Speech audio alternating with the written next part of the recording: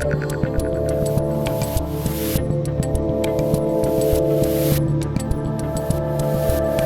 hello there. I'm Dave Rubin. This is the Rubin Report Direct Message for today, May 13th, 2021. And before we do anything else, just a quick reminder to have you guys subscribe to our YouTube channel, tap that notification bell, and maybe, just maybe, you'll see our videos in your feed. I can't guarantee it, but hey, it's worth a shot, right?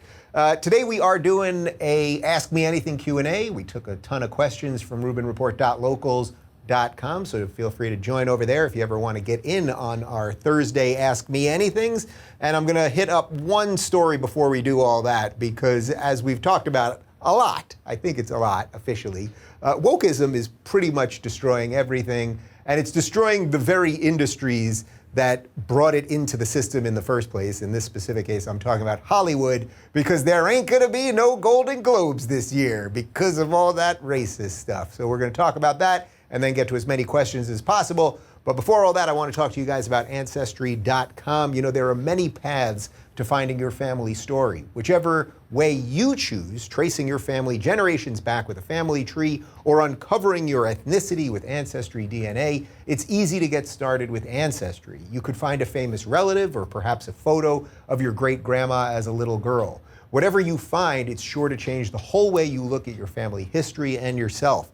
After all, the story of your family is the story of you. This past year has made many of us feel disconnected from our loved ones. Fortunately, researching your history is a fun activity the whole family can enjoy, even when separated by distance. And the stories you learn about your shared past can bring you closer together. Ancestry DNA can reveal ethnic origins and provide historical details that bring unique family stories to life. Ancestry DNA doesn't just tell you which countries you're from, but can also pinpoint the specific regions within them, giving you insightful geographic details about your history. Trace the paths of your recent ancestors and learn how and why your family moved from place to place around the world. No other DNA test delivers such a unique interactive experience. Grab an Ancestry DNA kit and start a free trial to amplify your discoveries with Ancestry's billions of records. Start exploring your family history today. Head to my URL at Ancestry.com/Rubin to get your Ancestry DNA kit and start your free trial. That's Ancestry.com/Rubin. And now back to me. All right, let's talk about the Golden Globes. We've got a tweet here from Axios. Quote, NBC says it won't air the Golden Globes next year over criticisms that the Hollywood Foreign Press Association is not sufficiently committed to diversity. Oh, you can never be woke enough for the wokesters. We've got some quotes from NBC. We continue to believe that the Hollywood Foreign Press Association is committed to meaningful reform. However, change of this magnitude takes time and work, and we feel strongly that the HFPA needs time to do it right. As such, NBC will not air the 2022 Golden Globes. Assuming the organization executes on its plan, we are hopeful we'll be in a position to air the show in January 2023.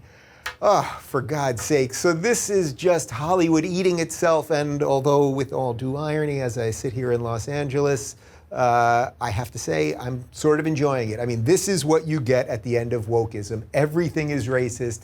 Everything must be destroyed. It's time to take everything out. As you guys know, the Oscars were just in the last couple of weeks, or maybe you don't know it because basically nobody watched. Less than 10 million people watched the Oscars. When was the last time you saw a good new movie? You know, there's a couple TV shows that trickle out on some of these streaming services, on top of the fact that, you know, COVID caused all these shutdowns, so there's just way less stuff out there. It's like all I watch basically are the same. I watch the same things that I watched in 1989. I watch Seinfeld, I watch The Simpsons, and I watch Golden Girls. That's pretty much good enough for me. I'm also watching Handmaid's Tale. It's not bad. It's not bad. But they got the whole thing wrong. All the wokesters thought that the bad guys were like the Trump people, and no, it's just actually completely reverse. Anyway, seeing these things crumble, it's just so consistent with everything that the modern left does. They are here to crush everything. And how are we to believe that the Hollywood Foreign Press is a racist organization? The idea that they can't get their awards show in order because they have to get more black people in, like, they are the ones ushering in the systemic racism. We have to get more quotas in, guys. We can't give all the awards to white men, and we've got to make sure more black women get it, and trans people and people with a bad hip and a lazy eye. It's just endless stupidity. and it will continue. All right, let's get away from stupidity and let's go to the questions. Patrick says, Dave, you have talked about the increasing divergence between red and blue states. If this trend continues, could it result in the fragmentation of the U.S., similar to what happened to the USSR, where some former Soviet republics are democracies while others are dictatorial hellholes? Sounds outlandish, but outlandish things are already happening. You know, there was a long while, I would say about a year, where I was starting to think about some of this stuff, probably even more than a year actually. And then of course, you know, COVID just completely blew that thing open, because the radical difference between lockdowns and states that were basically left free and crushing people's jobs. And now we're seeing just the growth of the state that we're going to give people unemployment forever, and all of the stuff that you guys all know. And while I was thinking about that for a year and a half, maybe even more, I didn't want to bring it up that often because I don't like the idea of like adding to the, it feels like it's like adding to the embers of the fire in a way. You know what I mean? Like it feels like, oh, if we talk about this stuff, some of it'll just, will will it into being. I want the United States to remain the United States, right? The founders had such a brilliant idea that you could live in these geographic places that would be very different from each other, but what would bring us together were the ideas of freedom and liberty, and that if there was a place that was more in line with whatever your belief system was, religiously, or whatever your belief system was economically or philosophically, whatever it was, you could find a place to be. So in many ways, what's happening right now, where you see places that are much more in line with, say, what I believe. So let's talk about, obviously, Florida and Texas and Tennessee. I mean, if you would have ever said to me 20 years ago, that's what I'd be saying now. I'd think the world was upside down, but I guess the world is upside down. The fact that they are doing what they think is right related to lockdowns and everything else is great. And then, of course, in my opinion, it's great. And then, of course, you've got places like New York and California that are, in my opinion, doing much worse things. Well, we know they actually just released a study that California this year had their first net loss of people, meaning more people moved out of California than moved in. First time in the history of California. So people are waking up. So I would say this is what the founders sort of envisioned in a way. And the real question will be, will the federal government keep becoming so big that it will start infringing on the rights of those states? You know, I've joked about it, but it's like Florida should build a freaking wall and get that National Guard armed up, because the federal government will infringe on that. They're not just going to let people roam free in the free state of Florida. So I'm slightly kidding about a wall and an army, slightly, but it's like the states are going to have to really figure out how to defend what it is that they believe in those states and the laws that they pass, and defend their citizens and everything else. Because the federal government's completely out of control and the blue states are just patently ridiculous at this point. Stephen asks, do you feel more and more blue team people are waking up and fed up with the mandates, overreach, and woke politics? California. I think in reality, yes, everyone is sick of this woke thing.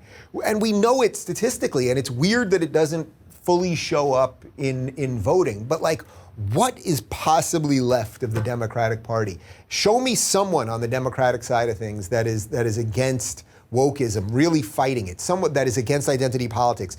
The Democrats literally, in a completely partisan vote, voted to continue to allow colleges to discriminate against Asian people. Every single Democratic senator voted for it, right? If you're Asian, how in the world could you be a Democrat at this point? If you have half a brain, and that's not to say that you should be a Republican. Like, I'm not saying that, and I don't think the Republicans are that great, but they're better than that thing, right? Like, we all know they're better than that. So are more people waking up? I think people are. Like, if your takeaway in the past year of lockdowns and everything else, regardless of what you feel about like some of the specific political issues, but if your takeaway of the last year was, yes, we need more government, if only government would do more for us, if only those people had more power, things would be better, then I don't know, you need some kind of psychological evaluation, I would say, more than a political class. You need to really look at why you look at the world in such a backwards way. So I do think a lot of people have been red-pilled in that regard, and the question is, will they vote that way, and will all the people fleeing the blue states into the red states, will they finally realize that they had a little something to do with this disaster, and will they vote accordingly? Alicia says, I know you went to college. In this environment, do you think it's worth going as a conservative and either speaking up or just quietly passing classes? Do you see any future for people who work to prove their competence in manners other than college attendance? Look, we're working at having kids right now, so that means I'm not going to have kids for a long time. I'm going to be an old timer. I'm going to be an old father. However, the idea that in 18 years from now or so, I'm going to send my kids to college, if by college or university we mean anything close to what exists right now, you're basically sending young people to a brainwashing institution. That is pretty much it. When Bernie says we want free college for everyone, he knows that's the best place to get brainwashed socialists. It's not because he wants them to learn something from Thomas Sowell or libertarian economics, or even that the history of the United States was good. But all of the stuff that's leaking out into society everywhere, it started on the college campuses. We all know this. It's partly why I was ahead of the game on all of this stuff, because 5 years ago, if not more, I was speaking at college campuses and I saw all of this craziness, and I was like, wait a minute, these kids are going to get out into the real world and they're being taught by these awful people. And what's been strange is, there were all the people that said, oh, once they're out in the real world, they'll fall into line, the real world will get them. But the real world just kind of collapsed. They just ran right over it. So I think there's probably a gajillion ways to think about educating yourself outside of college, the amount that you can learn, just listening to lectures on YouTube. And then of course there's the part of the college experience about getting away from your parents, living with friends, living somewhere, say in between, high school and then fully as adult, hopefully married with a family. Like, we could figure out what the social things are with that. Should young people live together differently in communal thing? Like, I don't know, there's something that we could figure out about the social part of college that I think is important. But the idea that you'd save 80 grand or something as an adult to send your kid to one of these places where they're most likely going to learn that you're evil and everything you've done for them is horrible and the country is terrible is a bad idea. How about just give them that cash and help them get out on the world without debt and help them put the down payment on a house or a car or whatever else? Michael says, it appears that much of what we're seeing take place within the leftist-controlled government is not incompetence, but a well-executed example of the Cloward-Piven strategy laid out in the 1960s, modified for current politics. Thoughts? So without going too much into the specifics on this, the question really is this all happening by accident or is this a plan? It feels very much like a plan to me. Who was the Russian former KGB agent? Give me the last name, Yuri Bezmenov, slightly butchering it, we'll get it for you in just a sec, who talked about how you would instill communism, basically, in the United States, and that you could take out a free country like the United States without ever having to fire a bullet, because you would do it through the inside. We just had his name there. Yuri Bezmenov is his name, and you should check out the YouTube videos of him from literally, I think they're from 30 or 40 years ago, and they're absolutely fascinating and lay out exactly kind of what's happening here. So I think there is a strategy. None of this feels organic to me. It feels very coordinated with big tech and what trends and what doesn't, and then the way the media only covers things if it covers issues when they fit their racial narrative and they don't cover the other things when they don't, and the way that NBA players like LeBron James fall into line but won't say anything about China. It all feels like part of a pattern. And it's like, what is that? Like, what is that whole thing? I don't know, it's almost like asking what the meaning of life is. Like, you can just sort of see what you see and figure out how to act accordingly within it. I think that's the best thing that you can do. Leo says, thoughts on Biden's first 100 days. Where did he go wrong and did he do anything right? I mean, I think they've been pretty much a disaster on all fronts. Like, there was no healing, there is no unity. Gas prices are going through the roof. We're actually having gas shortages right now that they're not really covering on mainstream media, but it is happening. The Middle East is on fire again. It was basically peaceful. Not basically, it was peaceful, and there were at least 5 peace deals signed under Trump. But now the bad actors now realize they can start doing stuff again. So we've got war on the horizon. You can sort of feel it. We've got gas shortages. We don't have any of that unity. We have a media that is completely emboldened to hide everything that the Democrats do, where we know if Trump, farted the wrong way, they would have done 3 weeks worth of coverage on it. I don't know that you can fart the right way, but you see my point. So I don't know. I think the modern Democratic Party has been completely decimated and is basically a radical extremist leftist organization. I don't know how to say it any differently. And it's very sad to me that my liberal friends didn't see this coming, because I thought it was pretty obvious. And believe me, if there was something to give this guy credit on, I would love to find it, but I don't know what it is. Do you feel confident that we will get through lockdowns and not have more lockdowns when he's saying, oh, remember 2 months ago it was, oh, you can get together in July, and now it's like, well, we'll see what happens in July. These people just want more and more and more and more, and they're just going to keep taking it as long as you give it to them. Elijah says, what do you make of the situation in Israel at the moment? So look, there's a barrage of rockets coming from Gaza, hitting Tel Aviv, hitting Jerusalem, hitting, well, basically all over Israel. First off, I would say if you know nothing, a lot of people, whenever you bring up the Middle East, say, oh, I know nothing about it. Like, what do we do?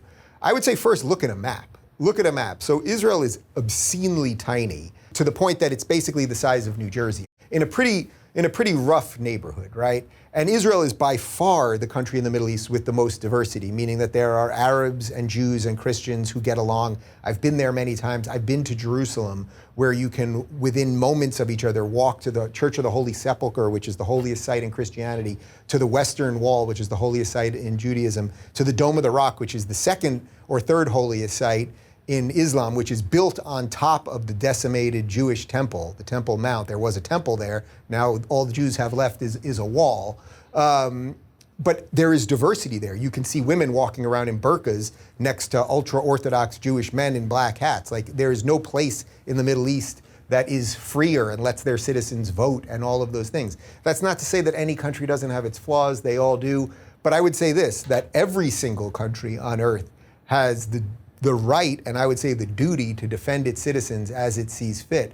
And I'm fairly certain that if a whole bunch of rockets were coming from Canada and hitting us in Detroit, we'd probably bomb Mexico. So every country has a right to defend itself. So Israel's got the Iron Dome, which is blowing these rockets out of the air. We know that Hamas shoots the rockets from hospitals and from children's playgrounds because they want dead Palestinians. That's just their cynical view of the world. They want dead Arabs, because then they think that will turn the world against Israel. And then also learn a little bit of history about all of this. There was never a nation known as Palestine, meaning a Palestinian people.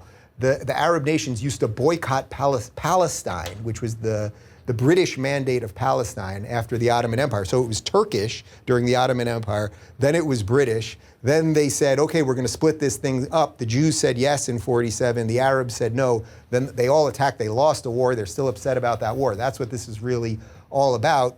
And, the West Bank used to be part of Jordan, and Gaza used to be part of Egypt. They don't want it anymore. But there was no Palestinian. Who was the prime minister? Like, there wasn't. There just wasn't. You can read old New York Times, when it was sort of a newspaper, articles in the 30s and 40s that the Arab states were boycotting Palestine because that's where the Jews lived. Anyway, I could do this forever. It starts becoming like it becomes like some long thing that you got to talk about in great detail. But also, I saw these ridiculous tweets from Ilhan Omar, who's just absolutely awful.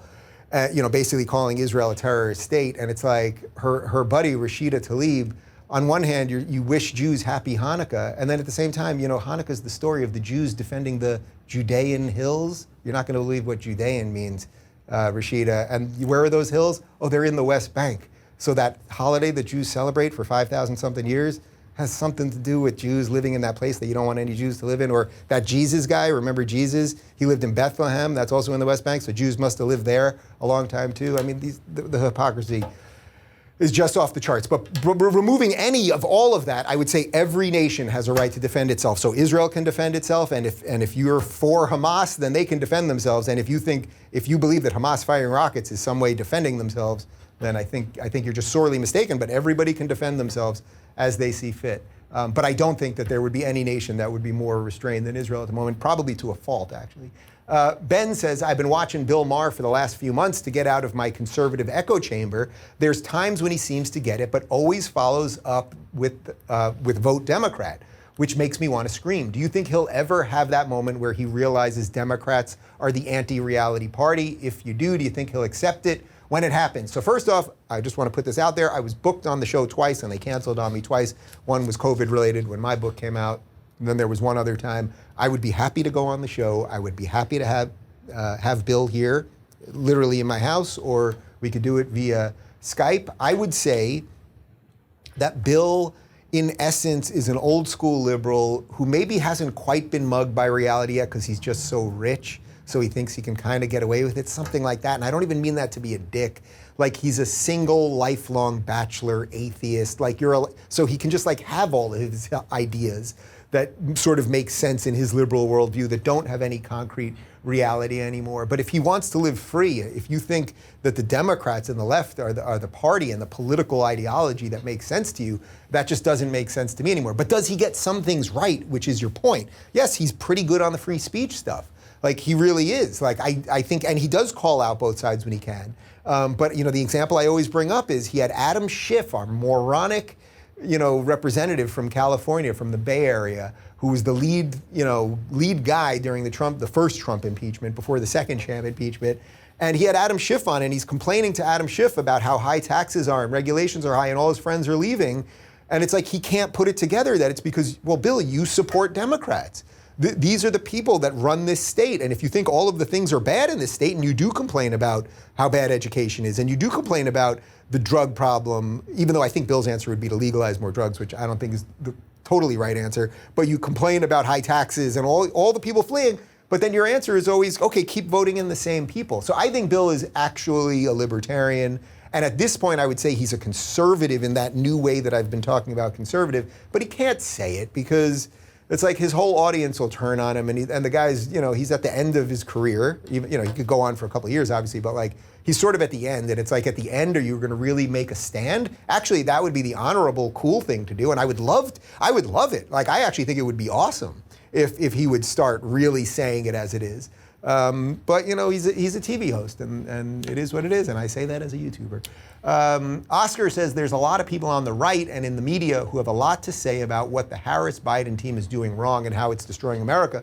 What is some actionable advice that you and your guests could give us to individually counter the deterioration of America under this administration? Start caring about local elections. Know who your congressman is. Like that kind of stuff. Like right now, here in LA, like our roads are gross. There's homelessness everywhere, encampments, all of these things. Like I don't expect Joe Biden to fix it. I actually don't expect my Democratic congressman to fix it either, but we've got a better chance to work on that guy, right? So we've actually been trying to make some contact over there. Like that's the point. That's the point.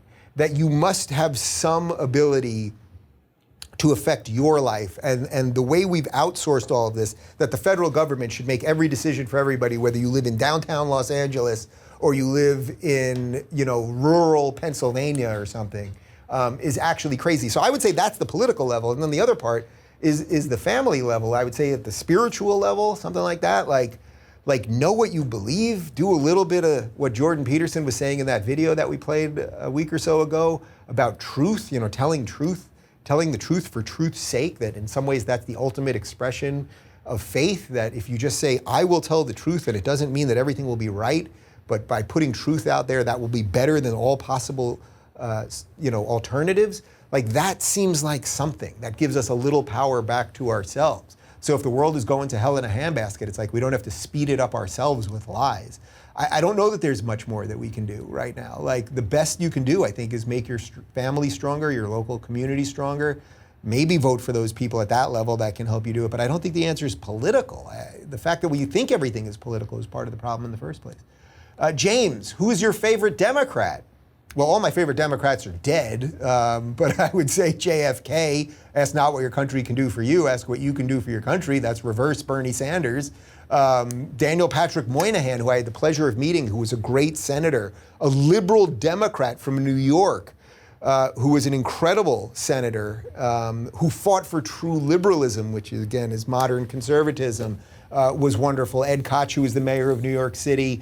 There were some good Democrats. Like who now? I mean, I guess Tulsi Gabbard, but honestly, I'm not totally sure that Tulsi considers herself a Democrat anymore. I don't want to put words in her mouth or claim anything that isn't true. But look what the party did to her. Here she was anti-war. She was anti-identity politics. She was for reaching across the aisle, right? Like think how differently. Imagine if Joe Biden, imagine if dementia-ridden Joe Biden had chosen Tulsi Gabbard instead of Kamala Harris, like where we would be right now. Things could actually be a little bit different, but they went all in on radicalism, And centrism has nothing to do with the Democrats. So it'll be interesting. I'd love to discuss that further with Tulsi. Like, where does she shake out on all of this? It's an interesting question. But who's my favorite Democrat? Yeah, they're all gone. Debbie says, are you still coming to Florida in June? Hopefully Orlando will be on the schedule. So I had 6 stand-up shows in 6 nights booked in the middle of June, and then a couple other important travel things came up, and we realized, we looked at the numbers. I will be totally honest with you, because I am trying to be totally honest. We looked at the numbers and the schedule, and it just it didn't really fully financially make sense to step out of the studio for that long and do it. In comedy clubs where there's only 200 people there per gig or whatever, especially now because they're still socially distanced and they're not at full capacity and all that. So I want to do theater shows. So we are looking at a whole bunch of theater shows, which we will start in Florida for sure. And we're trying to figure that out for the fall, because by then everything should be fully open, and then it will make sense to do. But I will be in Florida June, I think, 17th to 19th. I'm interviewing the mayor of Miami, who's doing a great job. Well, he's actually a Democrat. Mayor Suarez is a Democrat, but he is welcoming tech to come to Miami to build the future of tech infrastructure. It's a really beautiful thing. So I'll be interviewing him. We're either doing it at City Hall or we may be doing it on location somewhere. And maybe I can pull together, you know what, we will pull together, not maybe. I will do a locals event there for sure. So if you want to find out what we're going to do, rubinreport.locals.com. Oh, he's a Republican? Hot damn, the one Democrat I like is a Republican. Well, there you go. Sorry, Suarez. Sorry, Mayor Suarez. You are a Republican. I retract. You're my favorite Democrat because you're a Republican. You gotta love it. I mean, it doesn't get better than that. Otto says, what is your favorite thing about your career? Well, I love this, right? I love the ability, this is what I do for a living. I'm able to tell you guys what I think and be around good people and meet so many cool people and travel and all of that. But I guess more than anything else, I've said this before, but it has something to do with the purpose part of this. I wake up every day with purpose. There is a reason to fight, and I know we all have a reason to fight, but I know that I can have some influence in that fight. So even, a couple days ago when I read you guys that New York Times thing where the reporter basically called me a white supremacist and that I regularly have white supremacists on, and Yang didn't really defend me or whatever. It was I woke up and while in the old days that would have angered me, it kind of seemed funny to me. And then I was like, well, okay, this is what happened. The New York Times is crap. This is a journalist, not a journalist. Let's fight. Let me fight for what I believe in and say what I believe and get my voice out there. And then, of course, what happens is you guys back me. You watch this show. You comment on things. You've joined us on Locals. And I've just had a great community. And to the point of, when we go down to Florida, we'll do a Locals meetup. I've been doing these meetups in LA and we did them in OC and I've done one in Dallas and we're going to keep doing them. And it's I'm meeting great people. I think you guys are way better than our political class. And so my favorite thing is people, humans, you guys, yeah. Tyler says, if you had to live the rest of your life without basketball or BBQ, which would you choose? Well, the answer is obvious, which is BBQ. That's not a slight to basketball. I love basketball, but as you know, I've got this torn ACL. I may have the surgery this summer. I'm actually leaning towards it because for the first time in the 5 or 6 years that I've had this torn ACL, it's actually starting to bother me. And I was also thinking the other day, if the zombie apocalypse comes, which it seems like it's getting closer and closer, I'm going to need to be able to run freely. You know what I mean? I can't just sit up on my porch up there and shoot zombies all day. At some point, the zombies always break into the house, in which case I'm gonna need to be able to run. And the thing is, when you have a torn ACL, you can run straight, but you can't do zigzags. And I feel like there would be a lot of zigzagging if I was running away from zombies. So anyway, I think I'm probably gonna get the surgery sometime in July. We shall see. And the point is, I can't play basketball that many more years, even if I had a good knee, right? Productive, fun basketball. I can play horse. But barbecue can last a lifetime. So there you go. Jamie says, do you read fiction? If so, what is your favorite novel or classical literature book? I don't have time to read in that sense anymore. So I tell you guys that when I have guests on, in the old days at the beginning of the show, before I was also running a tech company and had so much going on, I would always read the book of the guest.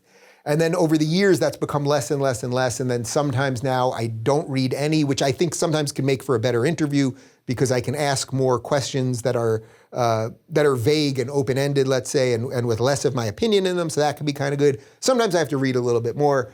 Sometimes my producer, Michael, gives me a recap of certain things. You know, we try to play it by ear depending on what the topic is, who the guest is, do I know them, what type of interviewee are they, et cetera, et cetera. So unfortunately, fiction books have really been pushed down because most of the stuff that I'm interviewing people about is nonfiction. However, I will say this wasn't the last one I read, but one of the great fiction books that I've read, which is one of my favorite movies also of all time, is the movie Contact. And a lot of times you guys will ask me about a book that I think you should read, and I always talk about Billions and Billions, which is Carl Sagan, who did Cosmos. Of course, it was his last book. He actually died at the end before the book was finished. And then his wife, Ann Druyan, who was also a professor at Cornell, she ended up finishing the book. But Carl Sagan wrote one fiction book, and it was Contact. And I'm sure many of you have seen the movie with Jodie Foster and Matthew McConaughey. That movie just blew my mind, opened me up to such a new world of things. I saw that in '97. I had eaten pot brownies, and we were going to see Air Force One, and Air Force One was sold out. And we just go into Contact. We didn't know what the hell it was, me and my buddies. And that panorama of the universe comes out, and I'm stoned out of my mind. And that thing just got me. And just a great, great movie. James Woods is in it too. And then I ended up reading the book. I read all of Sagan's books. That's his only nonfiction. And in the nonfiction one, without getting too lost in this, you know, if you remember in Contact, she goes into the machine alone. In the book, several scientists go into the machine and all have different experiences. So it's just a great, wonderful book. Owen says, are there any films you think put out the same message as the Star Wars prequels, but are actually good films? Oh my God, there must be.